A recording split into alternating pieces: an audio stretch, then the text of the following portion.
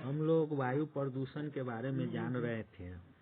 हम बता रहे थे कि इसमें जो है यह सब जो है कार्बन इसके फैलाने के वायु प्रदूषण फैलने के जो अवयव है उनमें प्रमुख कार्बन डाइऑक्साइड, सल्फर के ऑक्साइड, नाइट्रोजन के ऑक्साइड और हाइड्रोकार्बन है। हमने नाइट्रोजन के ऑक्साइड तक आप लोगों को बता दिया था। अब हम लोग जानेंगे कि हाइड्रोकार्बन से कैसे वायु प्रदूषण फैलता है। हाइड्रोकार्बन इन्हें वाष्पशील कार्बनिक यौगिक VOCs भी कहते हैं, जैसे मीथेन हो गया CH4, beaten C4H10, ethylene C2H4, benzene C6H6 और बेंजोपाइरीन C20H12 एवं प्रोपेन C3H8। ये सब जो है हाइड्रोकार्बन है। इसके अलावा भी बहुत से हाइड्रोकार्बन होते हैं। ये मेनली कार्बन के यौगिक होते हैं और इनके स्रोत हो गया जैसे गैसोलीन टैंक, कार्बोरेटर से वाष्पन ईंधनों, जैव संहिता का जलना, नगर निगमों के भूमि भराव, जल मल की सूक्ष्म जैविक क्रियाएं, औद्योगिक प्रक्रिया जिनमें विलायक निहित होते हैं और इनका मानवों और प्रभाव कैंसर जन्य प्रभाव हो सकता है। उच्चतर सांद्रता वाले पौधे और प्राणियों के लिए विषैले हो सकते हैं। इसी तरह अन्य कार्बनिक यौगिक से भी वायु प्रदूषण फैलता है। इनमें जैसे हो गया क्लोरोफ्लोरोकार्बन जिसे CFC भी बोलते हैं, formaldehyde CH2O, मैथिलीन chloride C2H2O, trichloroethylene CH2Cl2, denial chloride C2H3Cl, carbon tetrachloride CCl4 एवं एथिलीन ऑक्साइड C2H4O। स्रोत एरोसेल स्प्रे, फास्ट फूड पात्र बनाने के लिए फोम तथा प्लास्टिक रेफ्रिजरेशन। पर्यावरणीय प्रभाव CFC से समतापमंडलीय ओजोन की मात्रा की कमी आती है, जिससे पृथ्वी की सतह पर पराबैंगनी प्रकाश का अधिक प्रवेश होता है। 6 धातुएं तथा अन्य अकार्बनिक यौगिक सीसा, PB, पारा, Hg, hydrogen sulphide H2SO1, hydrogen fluoride HF। स्रोत तेल, कुएं तथा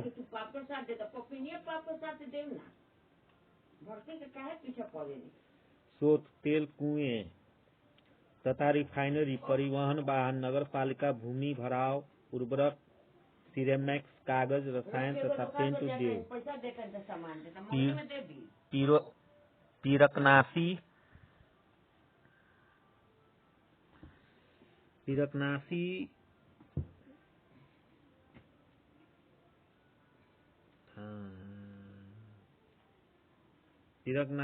कवकनाशी, एल्युमिनियम उत्पादन, कोयला, गैस, सी भवन। पर्यावरणीय प्रभाव श्वसन संबंधी समस्याएं हो सकती हैं और इनसे विषाक्तता आती है, जिनसे मानवों तथा अन्य प्राणियों की मृत्यु तक हो सकती है। फसलों की क्षति तथा कैंसरजन्य जैसे प्रभाव उत्पन्न हो सकते हैं। अब हम लोग जल प्रदूषण के बारे में जानेंगे। Water pollution. वाटर पोल्यूशन, जल प्रदूषण। जल में किसी प्रकार का अवांछनीय गैसीय, द्रवीय या ठोस पदार्थों के मिलने से यह प्रदूषण फैलता है। इसके प्रकार जल प्रदूषण के अंतर्गत निम्न प्रकार आते हैं। नदी जल प्रदूषण। नदियां जब आवासीय क्षेत्रों जैसे नगरों, शहरों तथा महानगरों अधिक क्षेत्रों के समीप से होकर बसती हैं तो इसमें इन क्षेत्रों का भी प्रदूषित जल मिल जाता है। झील जल प्रदूषण। झीलों के आसपास क्षेत्रों के अपशिष्ट जल से झीलों का जल प्रदूषित हो जाता है। प्रदूषण के कारण झील के जल की सांद्रता बढ़ जाती है। भूमिगत जल प्रदूषण। सतह से सींच कर जो प्रदूषित जल का भूगर्भ में पहुंचता है उसको भूमिगत जल प्रदूषण कहते हैं। समुद्री जल प्रदूषण। मानव द्वारा प्रत्यक्ष या अप्रत्यक्ष रूप से समुद्री जल में से पदार्थों का समावेश कर दिया जाता है जिससे उस पर प्रतिकूल प्रभाव उत्पन्न होते हैं, उसे समुद्री जल प्रदूषण कहते हैं। जैविक ऑक्सीजन मांग, BOD, बायोकेमिकल ऑक्सीजन डिमांड। यह ऑक्सीजन की वह मांग है जो समान ताप पर किसी जल के 1 लीटर भाग को 5 दिन में सूक्ष्म जीवों में उपापचयी क्रिया के लिए आवश्यक होती है। यह परीक्षण जल में उपस्थित जैव ऑक्सीकरणीय कार्बनिक पदार्थों की मात्रा का आकलन करता है। बायोकेमिकल ऑक्सीजन डिमांड जल प्रदूषण के मानक निर्धारण का महत्वपूर्ण घटक है।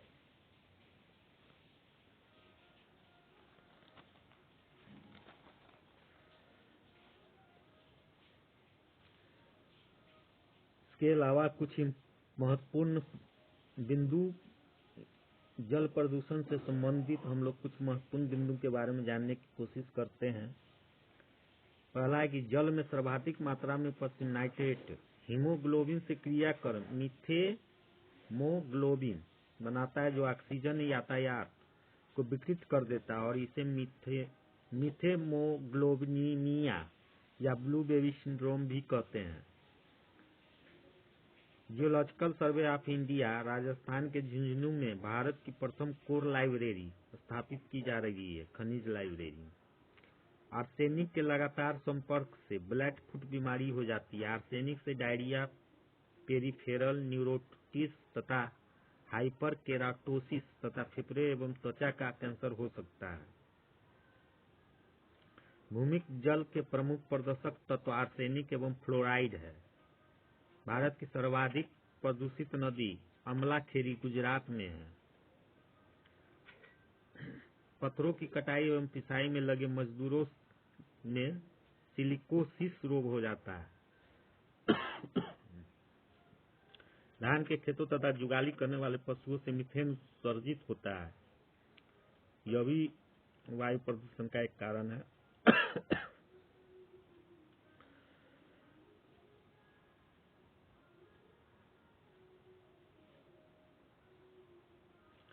आर्सेनिक के कारण सर्वाधिक प्रदूषित नदी दामोदर नदी भारत में ही है।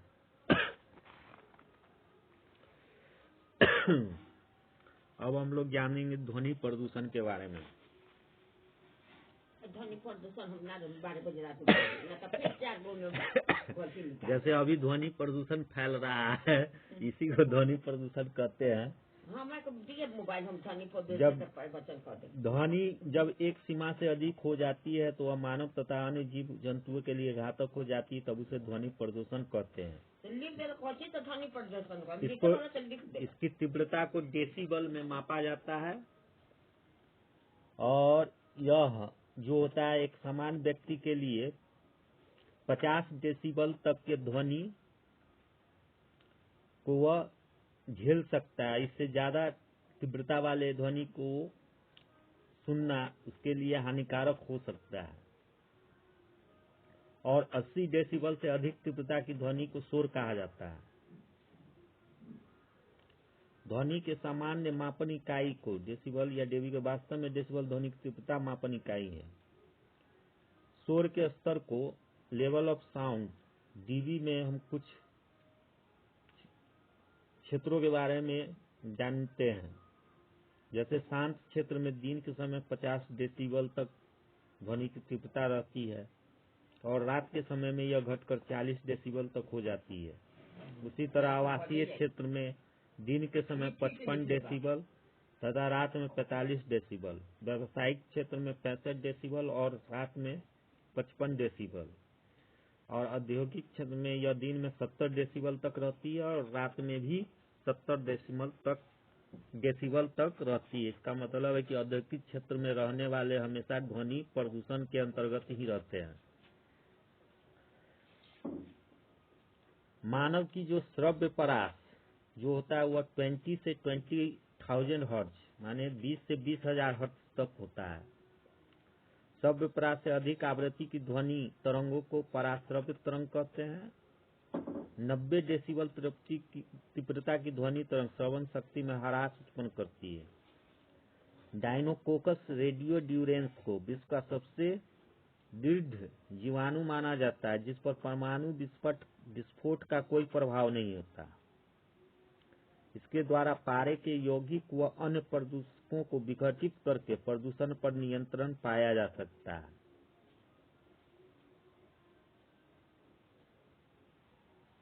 रेडियोधर्मी प्रदूषण के मापन की इकाई रोंटगन है।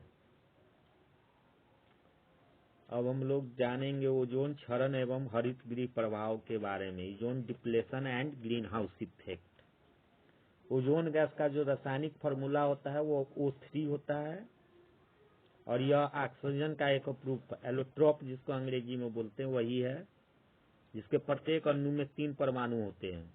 ओजोन की खोज क्रिश्चियन फ्रेडरिक स्कोनविल ने 1840 ईस्वी में की थी और उन्हीं ने इनका नाम इस यौगिक का नाम ओजोन रखा था।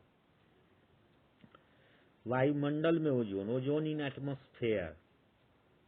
ओजोन परत पृथ्वी से 19 से 48 किमी ऊपर 12 से 30 मीटर मोटाई का एक वायुमंडलीय क्षेत्र है। ओजोन परत का सर्वाधिक सांद्रण समताप मंडल के बीच पाया जाता है। इस ओजोन परत को पृथ्वी का रक्षा कवच या पृथ्वी का छाता अम्ब्रेला ऑफ अर्थ कहते हैं, क्योंकि यह गैस सौरिक विकिरण की पराबैंगनी किरणों अल्ट्रावायलेट रेज को अवशोषित कर लेती तथा उन्हें पृथ्वी तल पर पहुंचने से रोकती है।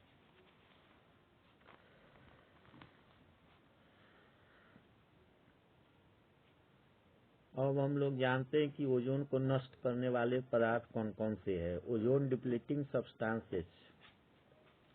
तो सबसे पहला नंबर है क्लोरोफ्लोरोकार्बन। क्लोरोफ्लोरोकार्बन जिसे CFC भी कहते हैं।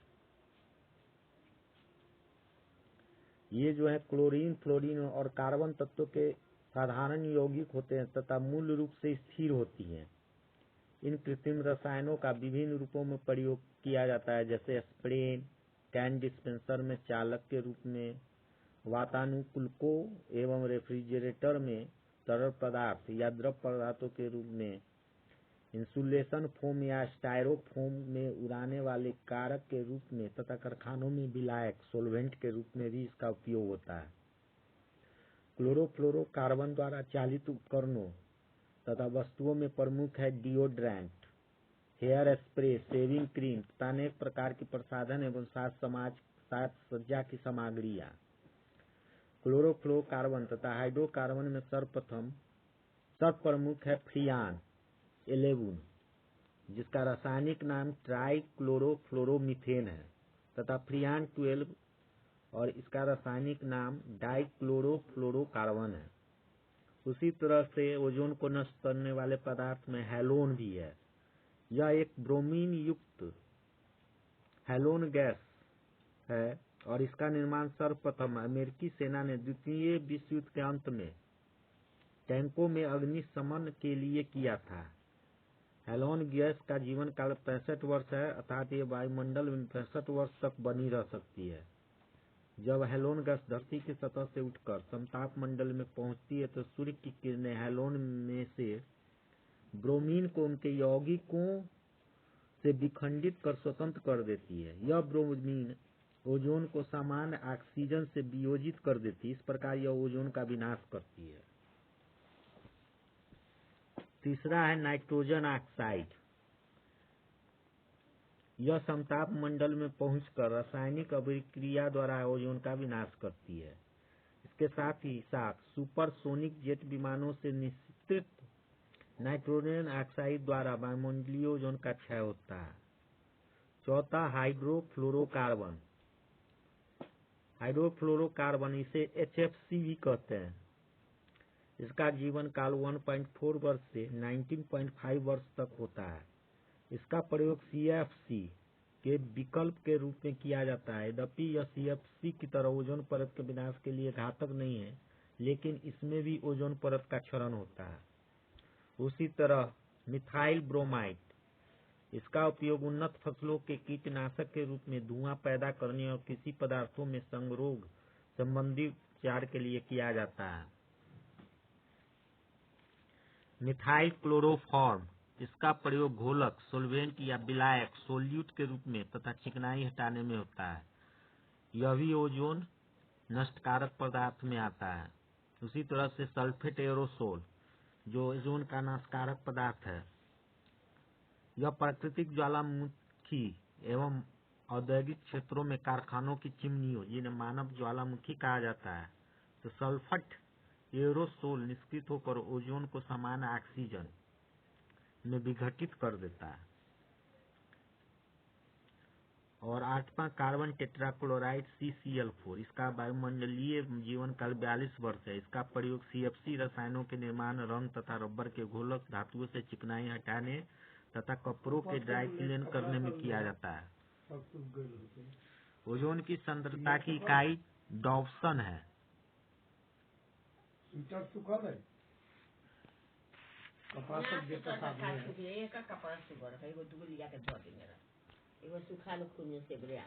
हरित गृह गैसें स्रोत एवं प्रभाव, green house gas effect and it's sources. हमारे पास हरित गृह प्रभाव वाले गैसेज जो हैं वह पहला हो गया कार्बन डाइऑक्साइड, और इसका स्रोत जो है ऊर्जा उत्पादन के लिए ईंधन का दहन, जैसे पेट्रोल, कोयला, लकड़ी आदि को जलाने से हमको कार्बन डाइऑक्साइड मिलता है, यानी निकलता है। और इसका जो प्रभाव होता है, यह क्या करता है, तापमान को माने वातावरण या पृथ्वी के तापमान को बढ़ाता है। उसी तरह कार्बन मोनोऑक्साइड है, यह भी ईंधन के जलाने से उत्पन्न होता है।